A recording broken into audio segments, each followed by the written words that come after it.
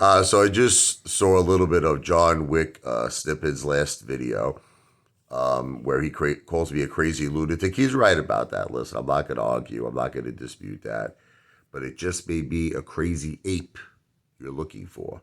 I always felt, that song "You May Be Right" by Billy Joel, like it just fits my personality.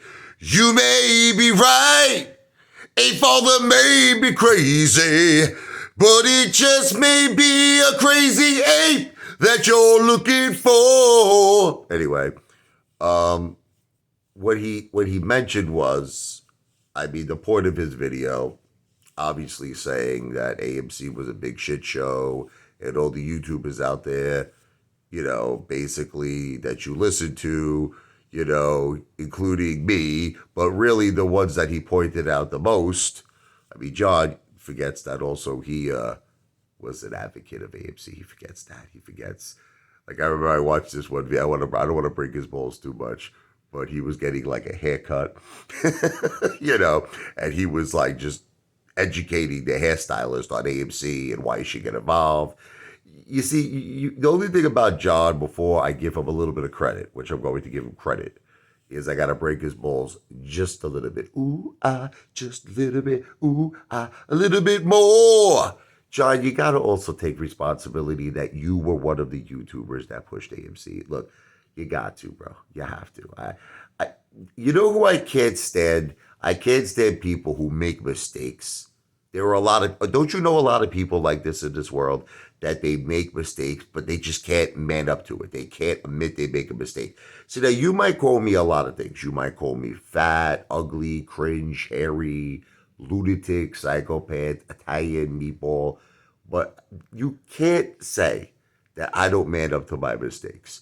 I have admitted a million times to you that I regretted invested in AMC, that I should have put it into, say, real estate, bought my mom a house, or at least kept it in cash or put it in gold, which is what I'm doing now. And I've been very vocal on that. I'm telling everyone I refuse to put any more money, not 1 cent more, into the stock market. Look, I got my stocks, I'm holding them. That's it. I'll hold them from now to all eternity. But, I'm not putting any more money in the stock market. But Johnwicksnipin comes across like he was not one of the YouTubers, like, pushing AMC. And he was. And you're in the same category as all those people you mentioned. And man up to it. That's all. Just say, I'm sorry. That's it. Just apologize. Just be like, look, I'm not, like all of us, we're not financial planners. We don't give financial advice. And at the end of the day, we're just entertainers. John, you're an entertainer. I'm an entertainer. We're not financial. Look, people make their own decisions, but the thing is that it kind of seems like you're trying to completely separate yourself from AMC, and you can't because you were a big part of the movement, brother. At one point, you wanted everybody, he forgets, to start YouTube channels. Do you ready? So that they can make YouTube ad revenue to put back into AMC. But it's okay. I broke his balls enough. Let me give him credit now. Let me give him credit. So he called out Lou versus Wall Street, all right? This is the thing. At least this is one of the very few YouTubers. Now, this is where I'm giving him credit, where he's agreeing with Ape Father. He's agreeing with me that Lou is just a complete other friggin' fraud. Okay? Never shows anything of value. Never shows his house, never shows his car, never shows. This guy goes into a restaurant. He doesn't even show what he's eating. I get the impression that Lou is eating like romaine noodles, right? And he just goes into like a restaurant. I swear to you, I get these visions where he just orders like bread and water, and then probably tells the waiter after he consumes like friggin' 10 pieces of bread with butter and drinks like 3 glasses of water. He's like, look, man, I'm so sorry, man. I got an emergency. I got a family member. I got to get out of here. He goes, don't worry about it. You just had bread and water. Thank you. And he just like runs out. Okay. So at least Johnwicksnipin could see that Lou is a fraud. He sees right through him. And unfortunately, so many people don't. Again, I don't know. It's possible that Lou's got some kind of like a scheme going on. I'll say it's alleged, where he's got fake views and fake subscribers. Look, his first channel was vaporized. So his second channel could be vaporized very soon as well. So there's a possibility that we're assuming that Lou has this big audience, but in reality, it's 20 people that have like 100 accounts each or something, you know? I mean, we don't know. You know, it's all a big guessing game, but I will tell you what's not a guessing game. Lou is broke. Lou went from drinking Starbucks coffee to friggin' $1 bodega. He gets a $5 bottle of wine. Everybody's impressed. He gets a $2 cigar. Everybody's impressed. He's got the same Under Armour shirts. He's always behind a white wall or these stairs. Those like, what do you call those stairs? They're circular. Spiral, like the spiral stairs. The guy's probably either in a timeshare or a hotel. You know many hotels that I've been in, and they have this beautiful entrance, or in some cases, you know, I used to always go to Manhattan. I go to Trump Tower with the beautiful atrium.